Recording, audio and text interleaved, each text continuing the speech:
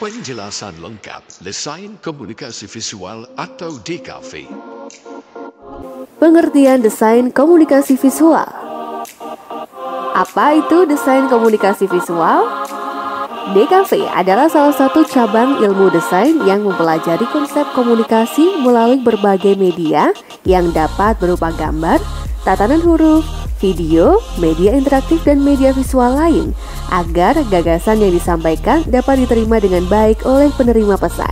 DKV adalah suatu disiplin ilmu yang bertujuan mempelajari konsep-konsep komunikasi serta ungkapan kreatif melalui berbagai media untuk menyampaikan pesan dan gagasan secara visual dengan mengelola elemen-elemen grafis yang berupa bentuk dan gambar, tatanan huruf, serta komposisi warna dan layout atau tata letak atau perwajahan.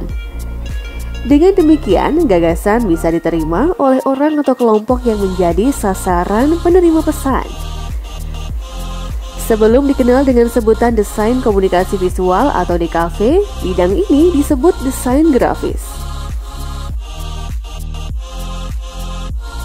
Sejarah desain komunikasi visual. Seiring perkembangan zaman, jangkauan istilah desain grafis yang hanya berorientasi pada gambar dianggap semakin kurang relevan, menimbang semakin beragamnya media yang digunakan seperti billboard video, website, media interaktif, dan lain-lain. Istilah DKV muncul ketika desain grafis semakin intensif bersentuhan dengan teknologi digital. Perkembangan teknologi yang semakin pesat mempengaruhi tumbuhnya kebutuhan desain baru yang tidak hanya diaplikasikan pada media cetak atau statis, melainkan merambah juga pada media informasi dan media interaktif digital yang membutuhkan keterampilan di bidang komunikasi visual secara umum. Desain grafis tidak hanya menyangkut unsur-unsur grafis lagi. Istilah desain komunikasi visual dianggap lebih dapat menampung perkembangan desain grafis yang semakin luas.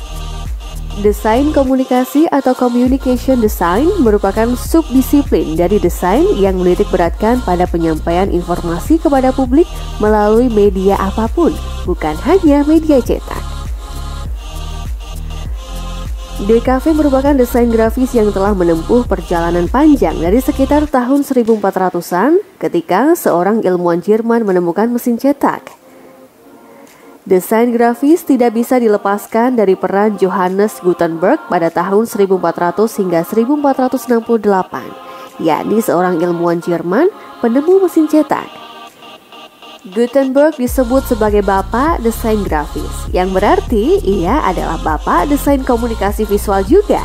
Sudah jelas mengapa ia yang disandangkan gelar ini. Mesin cetak menciptakan kebutuhan disiplin ilmu baru untuk mengasah kemampuan menciptakan desain grafis.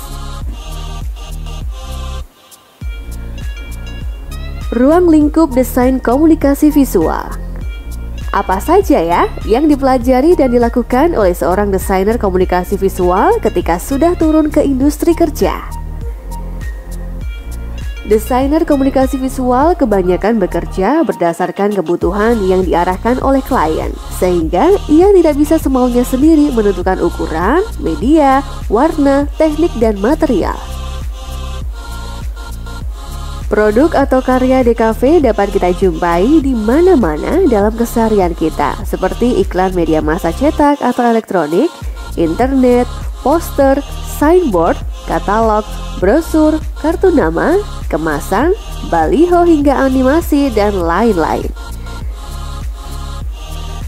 Berikut adalah beberapa ruang lingkup DKV. Yang pertama, desain periklanan atau advertising.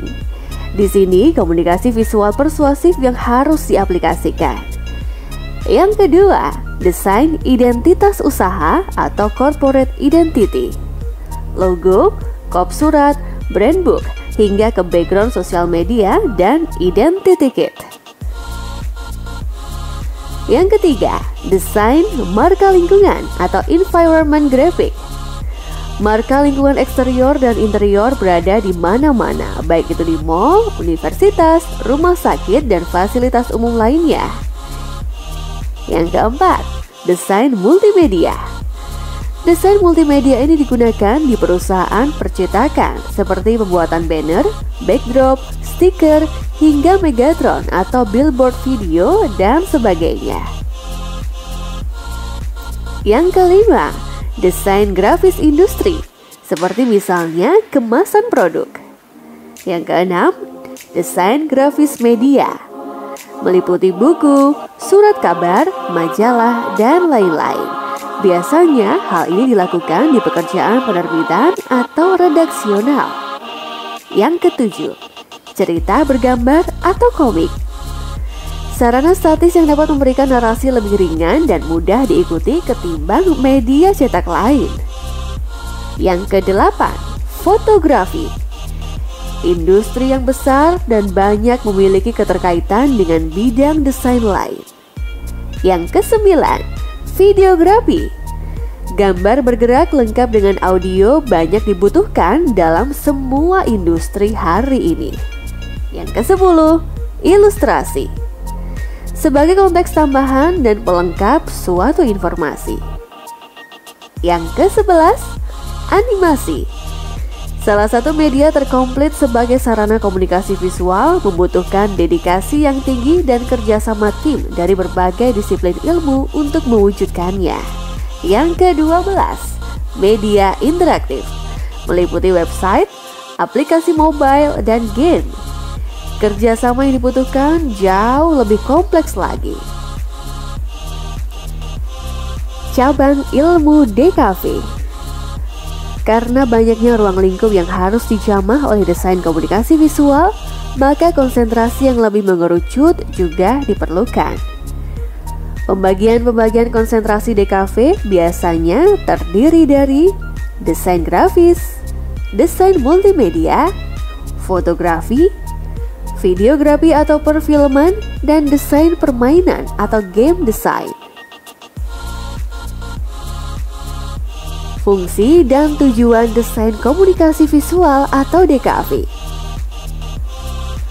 Dalam perkembangannya selama beberapa abad, desain komunikasi visual memiliki 3 fungsi dasar, yaitu yang pertama, sarana identifikasi.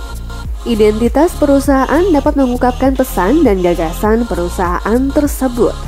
Begitu juga dengan produknya, harus memiliki identitas yang mencerminkan nilai jual dan kualitas produk tersebut, sehingga produk itu mudah dikenali dan baik citranya yang akan berdampak pada angka penjualan. Konsumen akan lebih memilih membeli air mineral dengan menyebutkan merek A daripada hanya mengatakan membeli air mineral saja, jika identitas produk terbentuk dengan baik. Fungsi yang kedua, sarana informasi dan instruksi. Misalnya peta, diagram, simbol, infografis, dan penunjuk arah. Pesan akan dianggap berguna jika disampaikan kepada komunikan yang tepat dan pada kondisi yang tepat, juga dalam bentuk yang mudah dipahami. Kemudian dipresentasikan secara logis dan konsisten. Contohnya seperti tanda dan rambu lalu lintas, simbol telepon umum, toilet, restoran, dan lain-lain yang bersifat informatif dan komunikatif, dan mudah dibaca oleh orang dari berbagai latar belakang berbeda, sehingga komunikasi visual ini haruslah bersifat universal. Fungsi yang ketiga, sarana presentasi dan promosi. Tujuan ini pun dapat kita lihat ketika para pengusaha yang menyebarkan pamflet atau poster sebagai promosi untuk memberitahukan informasi bahwa terdapat produk yang dapat digunakan oleh konsumen. Singkat, jelas, dan padat akan mudah diingat oleh pembaca. Umumnya untuk mencapai tujuan tersebut, maka pesan yang disampaikan harus bersifat persuasif dan menarik. Lalu bagaimana caranya untuk merancang desain komunikasi visual yang sesuai dengan fungsinya tersebut? Tentunya dengan menerapkan berbagai teori dan modul praktik yang dipelajari di bidang studi DKV. Apa yang dipelajari di bidang studi DKV? Ilmu desain, seni rupa, ilmu komunikasi, manajemen, dan praktik-praktik teknis keprofesian desain komunikasi visual.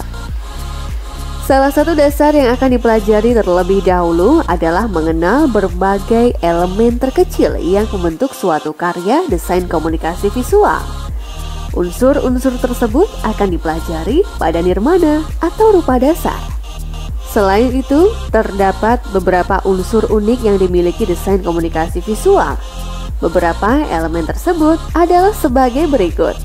Layout adalah struktur pengaturan yang mengayomi suatu tampilan informasi seperti pada buku, majalah, website, dan media lainnya.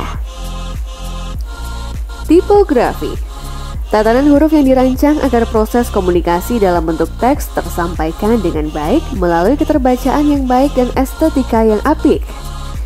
Tipografi yang baik mengarah pada keterbacaan dan kemenarikan. Desain huruf tertentu dapat menciptakan gaya dan karakteristik yang sesuai untuk subjek iklan. Ilustrasi dibagi menjadi dua, yaitu ilustrasi yang dihasilkan dengan tangan atau gambar dan ilustrasi yang dihasilkan oleh kamera atau fotografi. Terkadang, ahli lain memecah unsur ini menjadi ilustrasi dan fotografi. Simbolisme, yang berarti menyatakan sesuatu secara tidak langsung melalui suatu hal lain yang dapat mewakilinya. Contohnya, logo perusahaan yang berbentuk grafis atau lambang negara. Warna adalah elemen penting yang berdampak besar pada suatu desain. Pemilihan warna yang harmonis akan menghasilkan kesan tertentu dan tampak indah. Suara adalah elemen pendukung yang dapat digunakan untuk lebih menghidupkan suasana, terutama pada gambar bergerak dan media interaktif.